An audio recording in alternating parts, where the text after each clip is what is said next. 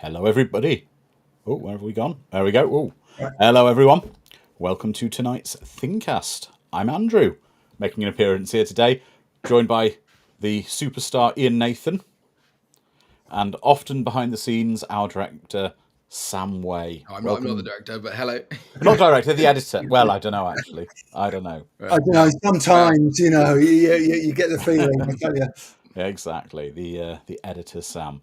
So, Ian, let's start off with a brief production update for the audience, Well, please. it Where seems are a we? little odd, to do a production update because essentially this whole chat is a production update. But It is, but to give you a bit of an overview, we are, I suppose, technically quite far into post production. I say technically because we're still doing interviews, and this is kind of the nature of documentary making. Is there's a little bit of you create, you edit, you start to assemble it and put it together, while knowing you're still going to talk to people. And it's actually quite a good process in some ways because there are sort of bits that you get to in the edit and you go, haven't got a lot on that. That feels a bit thin. Thinking, well, I've still got some interviews to come. I can strengthen that up so you can be quite focused. But the reality is we are, I would say, about halfway through our assembly cut, which is the first rough cut. Sam here has been working incredibly hard. And, he likes to talk about post-production. He doesn't like to talk about interviews still going on. He's in denial about that. Sam, where would you say we were? Yeah, we're in a good place. The assembly cut's starting to take kind of its final form in a sense. Like all the bones are there now. We're kind of doing a lot of our kind of final pass through, aren't we, at the moment? Yeah. Kind of the slow, long pass. We're just doing gut check cuts at this point. So we can get it to a point where we can then kind of stand back and assess where we are. Yeah. So it's looking good. We call it's been dubbed the bloat cut, amongst the team, which is our first cut, which I think it's going to come in about 5.5 hours. I'm not 100% sure, but around about there. And I know a lot of people out there are going, oh, that's it. That's fine. Give us the 5.5 hours. That's what we want. But you know when you look at it that there are bits that have repetition, they go on too long, they haven't quite got the rhythm right. So you do need to then go back and just sort of, sand it down, get the marble looking more precise and beautiful. But it's looking really good, I have to say. It's looking really nice at the moment. Exactly. So, Sam, since you don't normally join us with this, can you tell us a little bit about the process of when you come on board to do one of these documentaries? What the way it works? Let's lift the curtain a bit on the relationship between how you work with Ian, how you know what you're doing with the editing, etc. How this works, because I think the audience has to know, because you've done a lot of the in search ofs as well previously, and you did Aliens Expanded as well. So, how does that work? It's quite a broad question, but I generally come in. Well, I'm always around the early days, but I generally come in a few months in once a load of the interviews are in, and we can actually start cutting. I don't know. It's a bit of a, like I said, open-ended question, but do you want to, Well, I mean, okay. Let's say at a very high level. Let's describe how for this project in particular. That's your job, Sam. What do you do for a living? Well, no, we know you edit, but let's describe how you would engage with Ian, say, on this project without revealing any juicy details. So, Ian, what's the process on your part? My process, I've worked with Sam on Aliens Expanded, and which was a really great experience for me because it's my first documentary, and so I came to it quite naively in many ways. I knew the story I wanted to tell, but how to tell it visually was a new experience for me. And Sam taught me a huge amount about how you work with images, how you tell stories with images. And in a sense, what we do, I want a very practical overview of what we do, is I take the transcripts of the interviews that I've done, and I sort of do what's called a paper edit. So I sort of take the quotes I like, put them together in the order I think works, according to the synopsis. So I'm following a guide of how we're going to put it together. Then I will send over a chunk of that, usually a chapter, to Sam, and he will start assembling that and making a few sensible notes along the way, going, that doesn't work. What on earth are you criticisms? Let's call it what it is. Choices about how it all fits together. What I think becomes clear is you can do something on paper, and it sounds great, but Sam can look at the image and he'll listen to them talking, and he'll come back to me and say, they're mumbling there. I can't cut in there because it doesn't make sense. The inflections are wrong. Does that make sense to you, Sam? Is that? Yeah. So it's funny, isn't it? Because we find a lot of the time in the first cuts that they're hyper detailed, because it's almost like it's almost like, in a sense, it's like a book, isn't it? It's on paper. Yeah. We do a lot of the initial edits on paper because we have to. There's just too much footage, basically, to realistically, watch it through in real time. So a lot of the first few passes are taking out the detail. I mean, Ian thinks I hate detail, but I don't. It's more that you could show an image, and instead of like, Yeah. a minute of talking, you just show an image, and you don't need to actually say it all. You just show it. So we Yeah. actually learn that the hard way every single time, basically. Yeah. You do, and you find with a lot of interviews, and people are brilliant, but often what they do is they describe a scene, and they describe it really richly. But Sam will say to me, "We can just show the scene. We don't have to have them describing it. Show the scene, then cut back to the point where they start to talk about the scene. They start to make, their insight known, and that's kind of, it's an interesting. It's all interesting in the sense that." Even now, having done Aliens Expanded, my instinct is that of a writer to go, let's put more in, let's back that up, let's reinforce that point. And Sam will come back to me and goes, they've said it, it's fine, you can move on. Move on, he keeps telling me. Yeah. But it's good. That's good. That's really good. I mean, I'm looking at some of the questions we got. I'm just going to say anyone who's submitted a question that's really a help desk type question, you'll find that on our website, The Thing Expanded. Yeah, we're going to be no help at all with technical. Exactly, with any of that kind of stuff.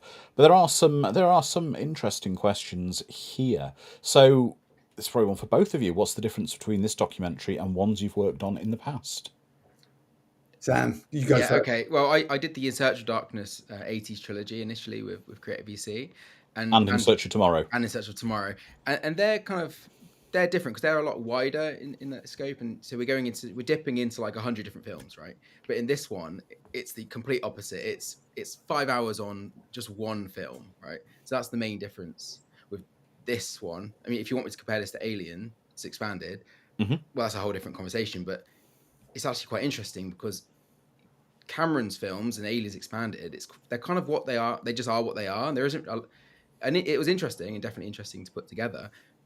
But it was he's very mechanical, right, in the way he does his films. Whereas this, specifically The Thing, it kind of lends itself for this kind of analysis and this kind of beat by beat analysis and the theorizing throughout. So actually, this has been a really interesting project in general. Yeah, there's so much that's withheld in The Thing, and I've talked about this before, but in the sense you're not only sort of describing what's happening, you're trying to figure out what's happening with the sure knowledge that we never will. It's a really weird thing to say, but Carpenter has been emphatic in our interview with him that he will not reveal what he sees as the answers, because he says very rightly that kills the film. Then from then on, once we know the secrets right across the board. But that doesn't mean to say we can't ask the questions and make and have fun doing the kind of inquiries and the explorations. So we speculate a lot about who's infected when, how the disease spreads, if it's a disease at all, what is the nature of the creature, how sentient is it? One really fun question we've done quite a lot on is, did the creature pilot the flying saucer? Did the thing pilot the flying saucer, or was somebody else the pilot of it? And I know people have seen maybe what they did with the prequel, but there's a lot of really interesting answers to that question. Yeah. Okay. Most being, no, it didn't. It was a passenger. Yeah. Okay, well, I'm going to take a bit of a question from one of the that we've been sent in and modify it very slightly because, we're not going to give you certain answers. We're not going to say, does this happen, does this not happen in the documentary, because you need to see the documentary, of course, to find those things out. However, someone is bringing up the subject of a potential remake of The Thing is on the cards at the moment. So, my question is taking that, A, how do you feel about it? And B, do you feel it might be better addressed in expanding the Thing universe in a style of Alien Earth, which has been very successful, in some kind of a high-budget mini-series, or should they leave well alone because it's like the Star Wars thing, when the Force was magic, you don't want to know it's blood bacteria. Because whatever you can think of in your mind is going to be greater than what they can put on screen. It only just occurs to me now that the Force actually was the thing. It was in your blood and it took you over and it made you weird. So maybe we're just connecting the universes. No, they absolutely shouldn't explore it because that's the magic of the thing. It is the unknown. What happens between the frames, what you don't see, right? We don't want it to be explored. I'll always say they should just leave it. I like having the one piece of art we can just. Yeah, I think Yeah. Sam's right in a way. It's interesting. Part of me has kind of got that geeky thing where I'd love to know what happened. I'd love to, do it. I'm slightly anti prequels because they always answer questions I haven't asked, and they're Yeah. always they kind of ruin mysteries I once kept as a mystery. I struggle with Prometheus. I struggle with quite a lot of other prequels. Solo, I struggled with because there were all lots of things I didn't want to know the answers to.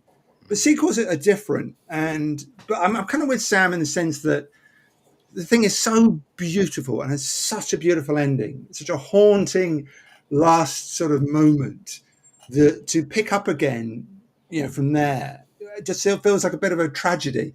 But having said that, we do have a bit in the documentary about a series that was written for Sci-Fi Channel that was a sequel, and it's really interesting what their ideas were. I'll leave that to the documentary. You listen to the guys talk about it, and you read the script of the sci-fi idea, and there's part of you going, "I'd quite like to see this. Actually, I would quite like to see it." Well, exactly, but it's the question. It goes back to the old thing. Whatever you can think of will be better than they can put to screen, Oh, and totally, it's totally, yeah. going to be a personal and emotive thing for most people, and it'll upset somebody no matter what. It's again, the problem I have with some of the Alien prequel stuff, particularly Prometheus. It was Highlander as well with sequels as well. I Yeah. don't need to know how half this stuff works. I just like to know it's there. But Do you know what's interesting for me? It's a film, without sounding pretentious, a film like The Thing or like my favorite Blade Runner, right? To me, it's almost like the plot itself is almost incidental. It's a film about its themes, right? So if they're going to do a sequel, I'd rather a thematic sequel, maybe not a direct sequel. Something that's in the same universe, same ideas, but completely different. Doesn't even talk about the original. That's what I'd want to see. Yeah. Okay, that makes a lot of sense. That's a very interesting talking point. One of the other questions we've got here from the audience that we'll sort of alter a little bit. We discussed beforehand something about the film being released during the tough competition of the summer of 1982, which we were just discussing before. Well, That's a legendary summer as and far what's as terrifying is films. I was going to the cinema in 1982. Yeah, I was there that summer. I saw Tron, I saw Blade Runner. I wasn't, I was too young to see The Thing at that point, but I saw it soon after. So I did. I'm not the guy who only saw E.T. I saw the lot, but Yeah, Summer of '82 is a salutary lesson in greatness doesn't happen instantly. It's coming. I think we were talking about it, as you say, off screen, and I think people don't realise today quite how big E.T. was. yeah, E.T. wasn't just a release; it it was was a it was juggernaut. a cultural movement in America, Yeah, and people didn't want anything else. What happened was they went to see E.T. They were so swept away by it, so moved. Nothing else would go, and they just kept going back to see it again because they didn't want to let go of that feeling. They didn't want to let go of ET basically, and the idea of these kind of terrific but very dark films such as Blade Runner and The Thing were too soon. They were too soon, when people were too deeply into ET. So it was a remarkable thing. I'm so happy that Blade Runner and The Thing have had this great second life. You can't keep quality down, but I think that John Carpenter is still very unhappy about what happened to him that summer. well, exactly. I mean, the other thing as well to consider that may have affected some of the movies. Okay, well, let's explore this for a few minutes because it's quite an interesting Yeah. thing. So, I've got a list of the big hitters from the summer of '82. So, if we imagine this 8-week period, we had, and these aren't in release order, just the list I've got here. We had Tron, we had Poltergeist, we had Rocky 3, we had Annie, we had Blade Runner, The Thing, Star Trek 2, The Wrath of Khan, The Road Warrior, Fast Times at Ridgemont High, Conan the Barbarian, and E.T. I mean, They are. That's a weekend, isn't it? Right. that's a release schedule. But also, let's imagine the backdrop of the era Yeah. of the world at the time. Basically, there was a recession in 1982. So people may have been somewhat depressed in some ways, financially restricted. I suppose if you're going somewhere with your family, E.T. would be the one you might be tempted to go with because you're maybe not going to as many films. You want to go something with your family where everyone's going to be uplifted. I think there was also this kind of emergence. I mean, we get too deep and write kind of Yeah. theses on what happened in 1982. Reagan and Reaganomics were starting to have an effect in America, as you say, out of a very sort of difficult time. Reaganomics suddenly lifted the potential, pros and cons. But people got very caught up with that. It was all about looking toward the future very enthusiastically with an upbeat attitude. And, even Wrath of Khan is a dark film, Oh, definitely. and E.T. sort of answered that need that America had and the world had for something uplifting, something joyous. But I would also argue E.T. is not a feel-good film. I don't know if anybody's No. watched E.T. recently. That film I is devastating. It's absolutely I've personally always said about ET. I've never made a those who used to watch the watch parties with us. I've never made yeah. a secret of my disliking for ET. I think he's an awful character himself. Well, I don't know where we've gone now. Andrew's killing, he's murdering E.T. before our eyes. Don't like ET at all. I've never made a Okay. point of that. Well, E.T. expanded. He's now going on the back burner. Okay, no ET Mac and me expanded. I'm all up for. But no, but yeah, the guys are in the chat. They're all just saying about 82 being such a strong year for films, and it was. I mean, The Thing came out against a very interesting kind of backdrop of big hitters, Yeah. and Carpenter's films, as fantastic as they are, and The Thing is a fantastic film. It was an unprecedentedly strong. So, there's the simpler It thing. was against. You look at this, you look at that lineup, and you look at the thing, and you go, it's set in the snow. It's about Yeah, cold. It's about fear. It's about paranoia. It's about not trusting the man next to you. Why are you releasing it in the middle of the summer? Why aren't you releasing it in October and November yeah, when the mood would be much more? Nights have come in. It's dark, and yeah. and that's a film that fits. It feels more like a horror film Yeah. in a lot of ways. So October kind of would be its natural period of release. But it's a very interesting question. I mean, Sam, as the baby of the stream here, looking at it from your point of view, how do you feel about when you see like this great summer and The Thing? Where do you feel it didn't gain its traction or did gain its traction? Well, it's kind of destined to be more of a niche or a cult classic, isn't it? I mean, I say probably the same reason why Blade Runner didn't do well initially, right? Because it's going up against ET and like feel good big family movies, right? So Yeah. that's it. It's it's easy in hindsight, I suppose. But it's interesting again, and people in the documentary have spoken to this. Stuart Cohen, who's the producer on The Thing, talked about the struggles with endings, and Blade Runner was struggling with its ending. The studio weren't happy. The Thing was struggling with its ending. The studio didn't get it. The kind of ambiguity was out as an idea at that point. And it was really.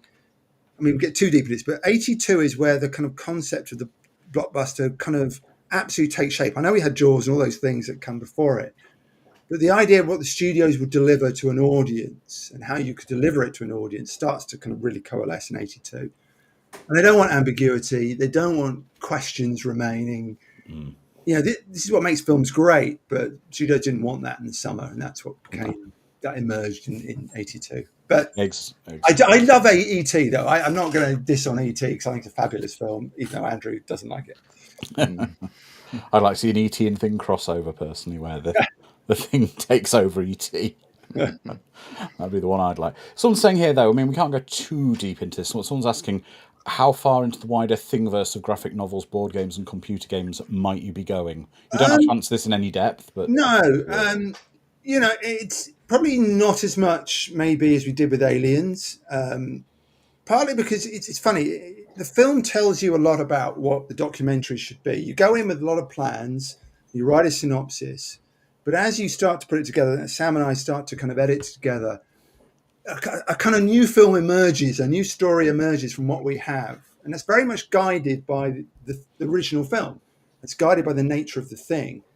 And I think of the thing, and a lot of our interviewees think of the thing as almost a 70s film. It's like a 70s sci-fi film. It's got that kind of aura about it. And it hasn't felt to me, although things get mentioned and discussed, that we need to stop and do a bit on the comics particularly.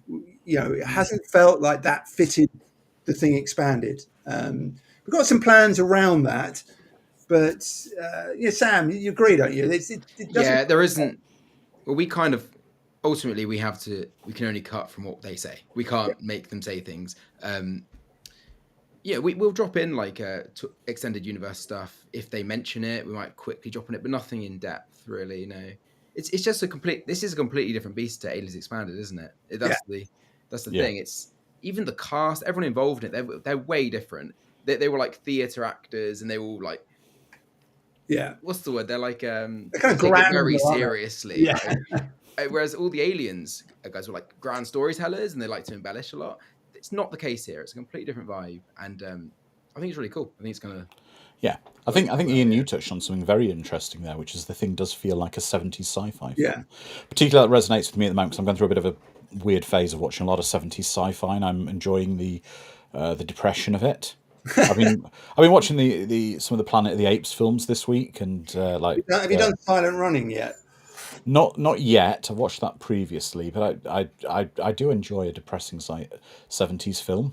I think it's kind of like, and there's really good stuff in the documentary on this. Is it about Vietnam? Is it about Nixon? Yeah. And it can be yes to all those things and no to all of them. It's that brilliance that a great art has, is that you can interpret how you want to interpret, and you're always right. But it's also bucking that trend that was very present in the 80s of uplifting films. Films in the 80s went very kind of happy endings. As opposed to the 70s where they were, exactly, insane. Soylent Green, for example, that's another one.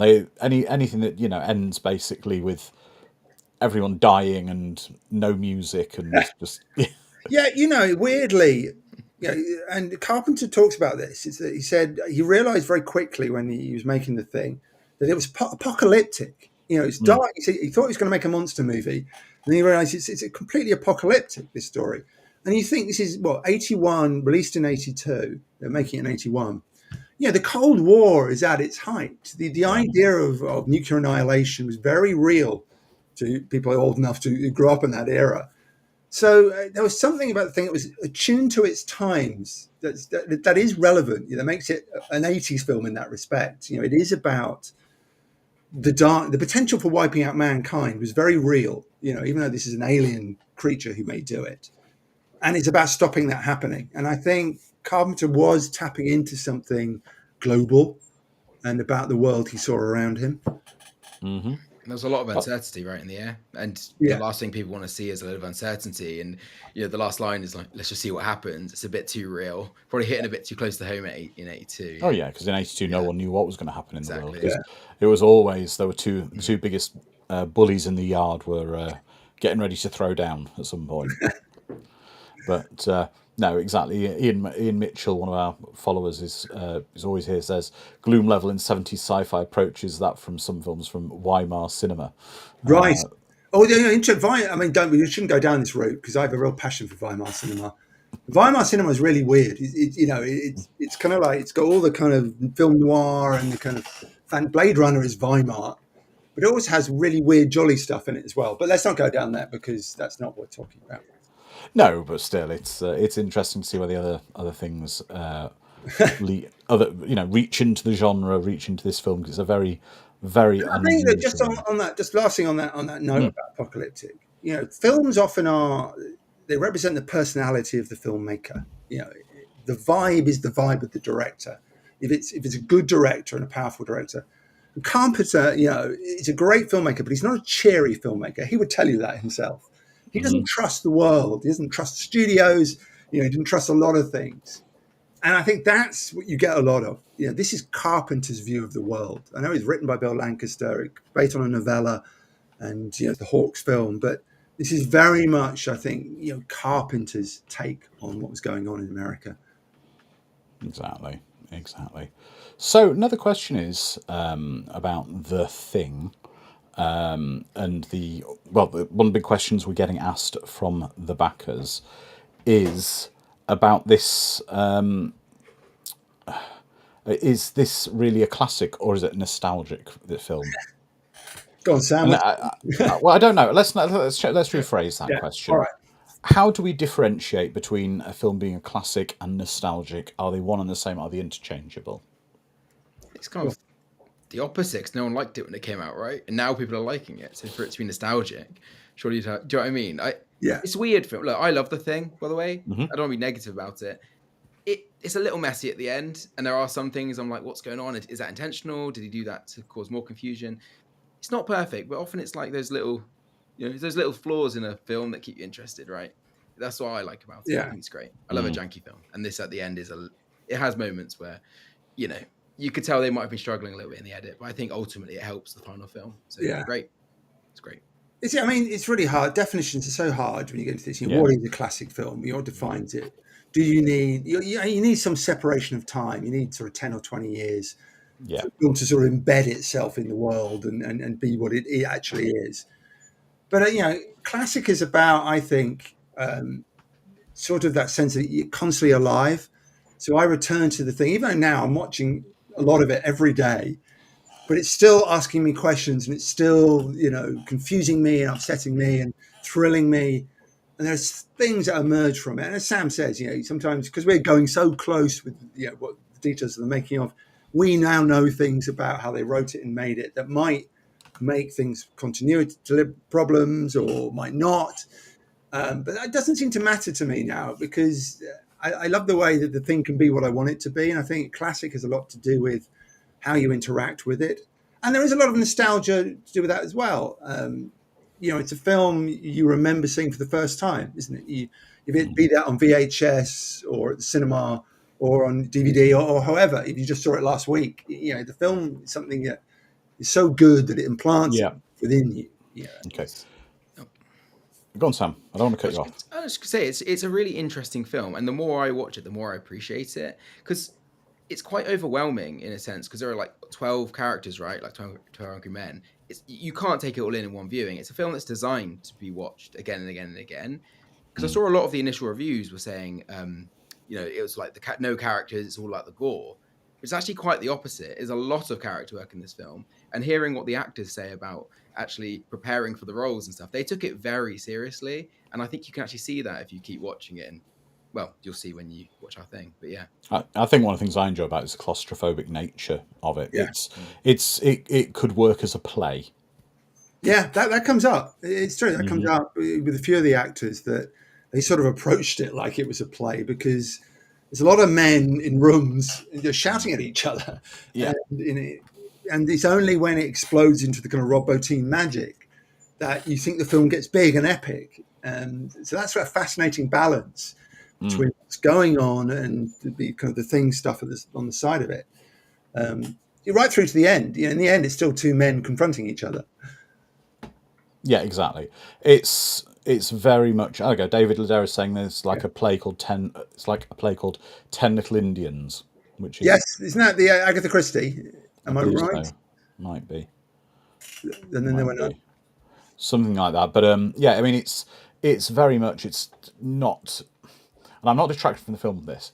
It's not a grand film, and by that I mean it's not got 5,000 people on horseback running across a canyon kind of scenes. No choppers flying through New York City streets, that kind of stuff. It's very much a scene with a room with people in it. And It's about the future of mankind. It's about these people willing to sacrifice themselves to save humanity and just never get the recognition. Exactly. It's... So I've got a question here. I'm going to modify again the question slightly, because this is a very interesting question that opens up to a bigger question. no. Someone's asking about a theory. They want to know if it's discussed, and we're not going to answer that because of that. But with these films, with Aliens Expanded, and even more with The Thing Expanded, there's a lot of these audience or fan theories that have grown that are so wonderful. They come from the films, and you do cover some of these in the documentaries. How do you pick them? That is a good question. I don't know whether we've got a good answer. You pick them, by the ones that I suppose intrigue you, that occur to you as the documentary maker. You talk about it. Sam and I talk about The Thing a lot, not just The Thing Expanded. We talk about the actual film a lot, and a lot of those things, come up in our debates. I read a lot of fan theories. I did before we started, before the synopsis was written, and before we began. I wanted to sort of embed myself in the world of not just the film, but the fan love of the film. And I wanted things that I knew could stimulate the people we interview. There's no point coming up with something really complex and people going, I don't understand what that means, or, and you get no further. You're as good as the answers you get. So I kind of wanted to go with things that were kind of nicely open-ended. So things we've already kind of mentioned. Who and when are people taken, and can you follow the line of infection? Can you work it out?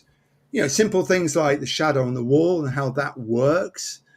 Because actually we're only meant to guess who it is. We're not meant to know who it is. That's the whole point. And it's a tease. Right through to the question of, is the thing sentient? And if it is, what's its plan? Yeah. What's it trying to do? Has fantastic answers in the documentary. Really great answers from a wide range of people. Really talking to great detail about how they think about that. I mean, there's a wonderful moment. I don't know how people feel about this, and it's only in the film for a little bit. The film has got an all-male cast. Okay, so I posited a theory that I read in Anne Bilson's wonderful book, and she responds to it. She's in a documentary. Is the thing female? It's the only creature that reproduces in the film. Is what we're facing here male versus female? Look, I'm not saying that's a yes or a no thing. It's a question that's been raised, and we put it to people in the film. And it's great just to talk about these things. I want to kind of reiterate that we don't come to firm answers in Thing Expanded. We're not telling you what the thing means. We're just asking the questions and enjoying that journey, which I think the fans do as well. You may disagree. You may disagree with many bits of what we do, but I'm not telling you, you're wrong. No, exactly. A lot of these fan theories, these things people agree on online, are wonderful. And this goes back to the whole discussion we had a few minutes ago about prequels and things where you can say what you think, what you possibly believe, or your interpretation of it, but you're no less making anyone else's opinion less valid. Yeah, in really. it. The question of I'll sing Sam in on this, because obviously the context of how we build the expanded format is it's not a making of, although there is making of stuff. It's not the story of the film in the sense of one day it was made and this was the politics, and although that's in it. So it has all these different elements. How do you, Sam, as an editor, deal with things that, like the theories, that are a little bit sort of more open-ended? It's harder to have clips to back them up. How do you deal with that side of the expanded format? I don't know. It's a bit of actually, that makes my life easier. If there's not a direct clip, you can be a bit more generous with the clips you show. But no, it's just I won't answer your question, but I'll say something else. Okay. It's interesting. Sorry, because I don't know. This is familiar.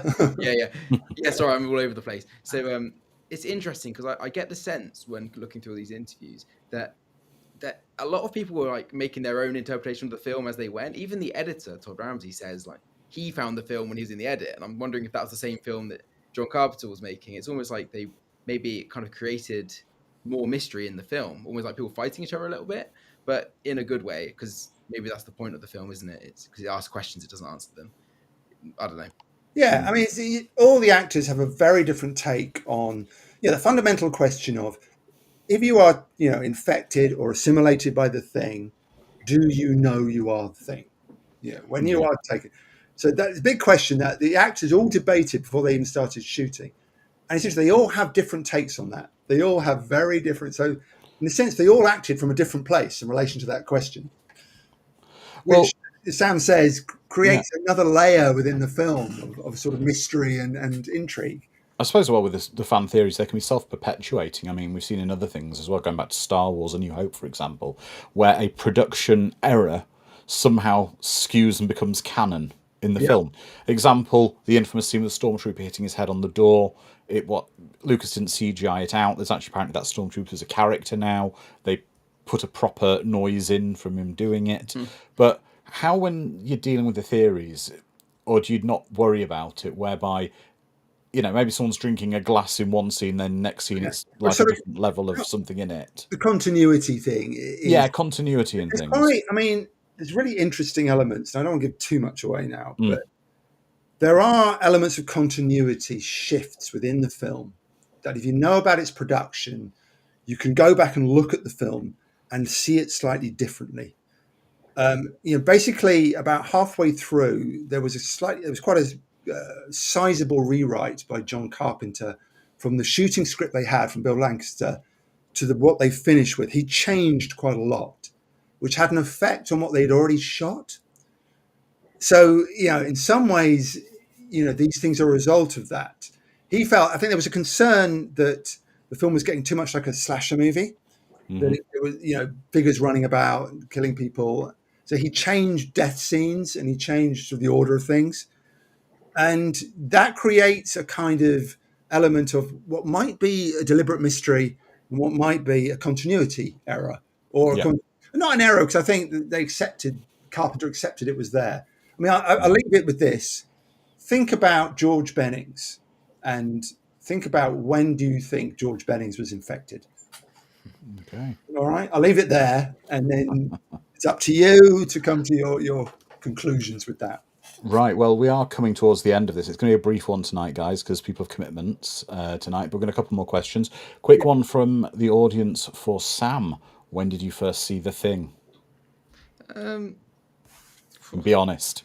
No, I think I was probably about 12 or 13, because I was born in 1990, a bit after The Thing came out.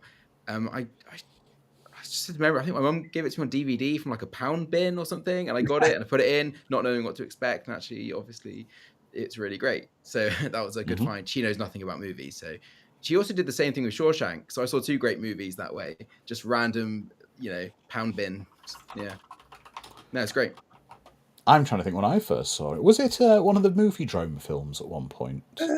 Good question. Does anyone out there know that? I don't know the answer to that. It might have Because I been. saw so many of of my films on. Sorry, again, this is something we used to refer to in the watch parties, and Ian will know it. There used to be this marvelous British series originally hosted by Alex Cox called Movie Drome, and it was very much kind of cult and films that didn't have enough love, getting a full kind of introduction on TV, and then they'd show the film, and these were films that never got screened. And I don't know if The Thing is. Let's have a look. I was looking at this bit. The Thing from Another World was on there. The Christian Nyby Howard Hawks version. Yep. The Carrot Man. But we've got a lot of people saying that they saw.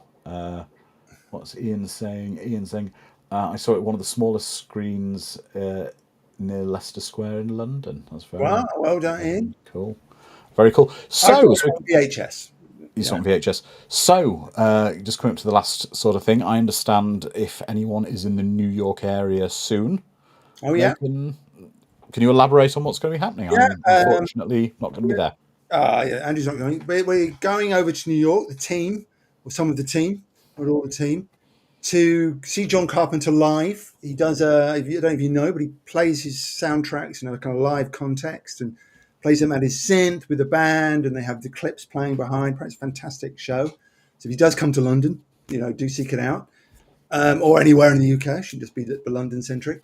So we're all going to New York, and Sam is coming, and we're going to have a night at watching John Carpenter. But that evening, before we all go there, we are going to have a bit of a Thing Backer get together. So if you are in the New York area, the details are online. Can we find them online? Are they? I believe so. They're probably on the Thing. Clearly, Check the social. Check the Thing expanded social media. They'll be on there. there's the address and everything. It's a bar in Queens, and it's a sort of sci-fi themed bar, and it's got like Outpost 31 cocktails. So get there early, otherwise you'll see us all far too many Outpost 31 cocktails down. Thomas Waits Windows is joining us. So, he's great. He's great in the documentary, and he's great fun in real life. So, it's always. So if you're in the New York area and you can spare some time, and I should let you know the date. It's the 10th of October. It's a Friday evening from about 5. We'll be in this sci-fi bar. Details on our social media feeds, and we'd love to see you because we enjoy meeting people, and you can tell me all the things I'm getting wrong and all your theories, and then we'll all go off and watch John Carpenter play synth. Exactly. So that'll be a fantastic time. Gem, I'm not going to be able to go. I'm in America on vacation next week, and I come back literally just as you guys go, unfortunately. So well, yeah. Can't be helped this time. Can't be helped this time. But that's very cool. Okay, well, gentlemen, thank you for joining us tonight. It's been fantastic. I don't know if there's any parting words, Sam. Have you got, I want to say maybe, and Sam can sort of conclude with me on this, is that, we are still at an early stage, because we're just putting the assembly together. There's a long road to go. There's still interviews to be done. But, I really like how we've gone about it. And I really like what it's saying about the film. And I think this is a compliment to John Carpenter and all the people involved in The Thing, that it's helping us a lot, that movie. And it's very inspiring. So, we sit down and we edit for a long time, Sam and I together. There's this lovely feeling when things kind of slot into place and that you get the right quote at the right length and it just seems to fit in. And we're starting to get that feeling a lot. I don't know about you, Sam. How are you feeling about it? Yeah, no, it's really interesting. It's kind of the opposite of Aliens. The more I worked on Aliens, the less I wanted to watch it. But this is the opposite. I actually keep wanting to go watch The Thing, which is crazy because I stare at it so much. I just want to watch it. And it's really interesting just to see, like, it's funny when the cast members open up because they're much more reserved, these guys. Yeah. They talk about the beef they had in the background, and I like all that stuff. So no, it's got a different texture to Aliens Expanded, which I like, because it's what you want. Although the format is similar, you want the documentary to be different, its own thing, and I think that's very much the case with this. So if you're a backer, thank you, and I hope we're living up to what you want from it. It's it's a fantastically intriguing film, and I think we're doing it due justice. There we go. Okay. Well, that's been fantastic, guys. We'll be back soon. Keep an eye on the socials. And we look forward to the release of The Thing Expanded. I'm sure there'll be another production update very soon from Josh as well. Yeah, completely. Okay, guys. So, everyone. Cheers, guys. Bye-bye. Right.